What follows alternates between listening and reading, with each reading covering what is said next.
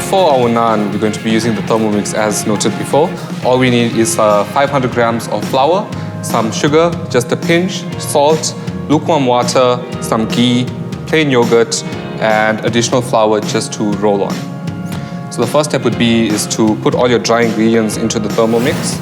This is like my favorite thing to do because often I have guests at home and I have people to cater for, and it's just quick. You just throw all your ingredients in here, warp it up, and that's done.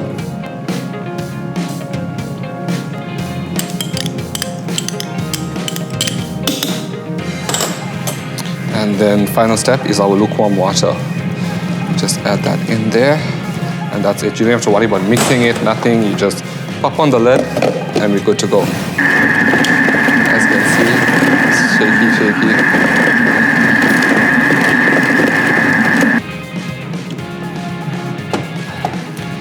If you look closely, there's no mess, no fuss.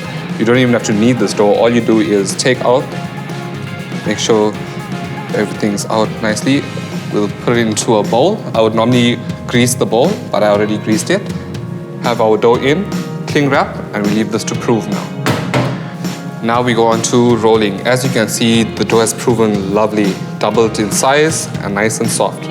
The first step would be to flour your surface to ensure that the dough does not stick while rolling, as such. We'll take out bit by bits because depending on the size of naan that you want to make, that's how much dough you would need. The best part about this is that you can do it in different shapes, different sizes, and it'll still look good and rustic. So you don't have to worry about having the perfect round roti or naan. You just do it rustically. So as you can see, I'm just doing shapes. This will become a long piece. So that's nice and floured, as you can see. Sprinkle on top of it. And you roll out. Sticking.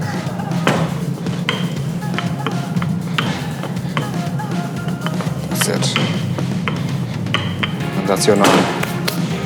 Now I'm gonna just spray and cook our frying pan just so that it doesn't stick.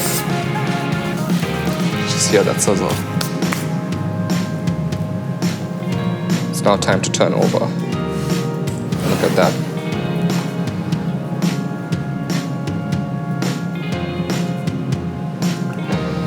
And there you have it, a perfect naan. Instead of actually folding the spices and your seeds into the mixture, rather you sprinkle it on the top and then roll out, then you have your variations and you still have your dough to play with. So you don't have the same thing the whole week. You can keep this frozen, take out, defrost, and then use again. So I've got here some variations. I got some cumin seeds, some veggie seasoning, and garlic.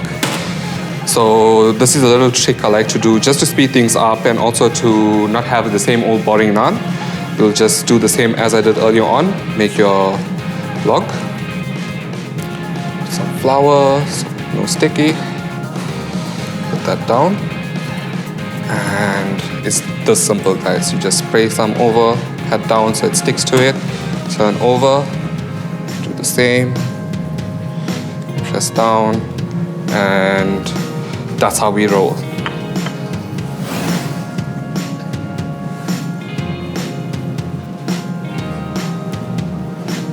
And now what I would normally do is grab a bit of ginger, just give it a light rub, just to spread it out.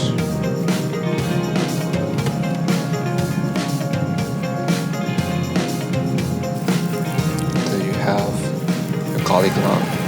Okay. Not only did I make naan, although that was the main focus, I also decided to do a side paneer for y'all. So mainly because who eats just plain naan? So it's always accompanied by something else. And this is my famous paneer makhani, as I like to call it, which means creamy paneer curry. Look at that. Yeah. Wow.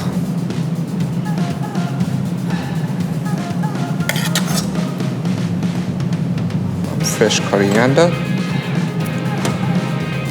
Just do a sprinkle on the top. There. A plate there. Featuring some fresh naan. Look at that. We're done.